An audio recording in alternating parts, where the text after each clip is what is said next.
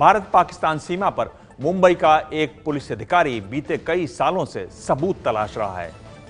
उसे तलाश है अपने पिता की शहादत के सबूतों की। वो 1965 की जंग में शहीद हुए।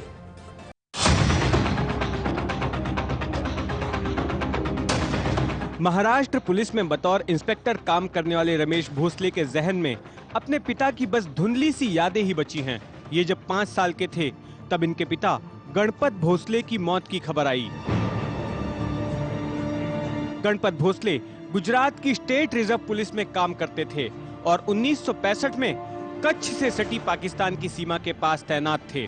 जब पाकिस्तान ने हमला किया तो उनका सामना करने वालों में रमेश भोसले के पिता थे। उस लड़ाई में वे शहीद हो गए। मैं छोटा था तो भी मेरी माँ और मैं उनके साथ में रहता था। अभी बड़ौदा में रहते थे हम लोग, तो बड़ौदा पुलिस लाइन में रहते थे। उसके बाद जब पिताजी हमें कभी साइकिल पे बिठा के, एक छोटा सा आगे सीट रहता था, उतना याद है मुझे, फिर वहाँ से लेके हमें उनका आर्मोरी दिखाने के लेके कभी कभी लेके जाते थे। रमेश भोसले की मां निर्मला देवी ने सिलाई कढ़ाई करके उन्हें पढ़ाया लिखाया और बड़े होकर उन्होंने अपने पिता की ही तरह पुलिस की नौकरी चुनी। रमेश भोसले चाहते थे कि जिस देश के लिए उनके पिता ने अपनी जान दी, उसे उनकी शहादत की कहानी पता चलनी चाहिए और उनके पिता को उचित सम्मान मिलना चाहिए। सीआरपीएफ के 6 जवान शहीद हुए थे।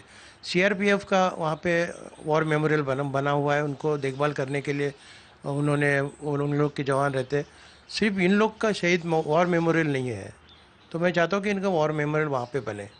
रमेश भोसले के मन में बचपन से ही ये सवाल कचोट रहे थे कि उनके पिताजी की जंग में भूमिका क्या थी, वो किस तरह से शहीद हुए, उनके साथी सिपाही कौन थे। इन सवालों के जवाब तलाशने के लिए इन्होंने फैसला किया कि वे कच्छ में पाकिस्तान बॉर्डर पर जाएंगे और इन सवालों के जवाब ढूंढेंगे। भुज की गलियों में कुछ दिनों तक भटकने के बाद किसी ने उन्हें गुजराती अखबार कच्छ मित्र के पत्रकार निखिल पंड्या से संपर्क करने की सलाह दी। रमेश भोसले ने निखिल पंड्या से मिलकर उनसे अपने पिता के बारे में पूछा। घटना 50 साल से पहले की थी, इसलिए निखिल पंड्या ने गोदाम से अखबार की पुरानी फाइलें मंगवाई और कुछ देर पन्ने पलटने के बाद उन्हें रमेश भोसले के पिता की शहादत की खबर मिल गई। तो हम लोग ने वो फाइल निकलवाई, फिर वो देखा तो सब पूरी खबर निकली, कब डेथ हुआ, कैसे उनको ये हुआ, फिर उन्होंने कैसे एक्शन किया, किस तरह से वो वहाँ पे उन्होंने पाकिस्तान आर्मी का मुकाबला किया। रमेश भोसले ने सिर्फ अखबार की कतरन हासिल करने तक ही अपनी तलाश सीमित नहीं रखी।